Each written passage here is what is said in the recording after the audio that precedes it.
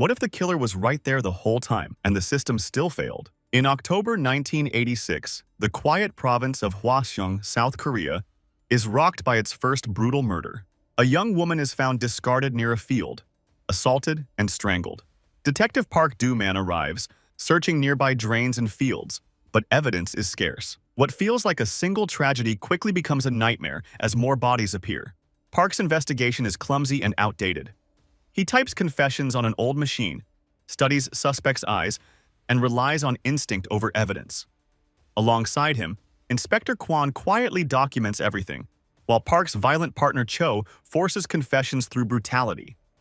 A critical footprint is found, then destroyed by a tractor, symbolizing the case slipping away. A mentally challenged man named Baek becomes the prime suspect after being seen near a victim. Beaten and threatened, Baek gives a false confession based on a dream. Park even plants fake evidence to close the case. But a visiting Seoul detective, Yoon, intervenes, proving Baek couldn't have committed the crime. The villagers turn on the police, exposing their corruption. A senior officer, Shin Dong-chul, takes over and finally spots a pattern.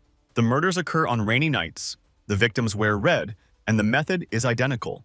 The police prepare a trap, but fail. Another woman is killed after a specific song is requested on the radio. Kwon discovers the same song played before every murder. A suspect is arrested after being caught engaging in disturbing behavior near the crime scene, but he's innocent. Yoon uncovers another lead when a survivor describes the killer's soft hands. Attention turns to a factory worker, Hyun, who requested the songs. Though suspicious, he denies involvement. As pressure mounts, Baek is dragged back into the case. Confused and terrified, he flees and is tragically killed by an oncoming train. Soon after, forensic evidence finally arrives, but Korea lacks the technology to analyze it. While they wait, another girl is murdered. Yoon, broken and enraged, attacks Hyun until DNA results clear him completely. The killer is never caught. The case is quietly closed. Years later, in 2003, Park returns to the original crime scene. A child asks what he's doing there. As realization sets in, Park understands the truth. The killer was never found, and may never be. Based on true events, the Hwasong murders remained unsolved for decades.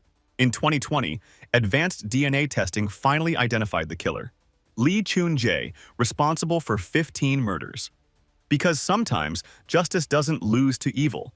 It loses to time, fear, and human failure.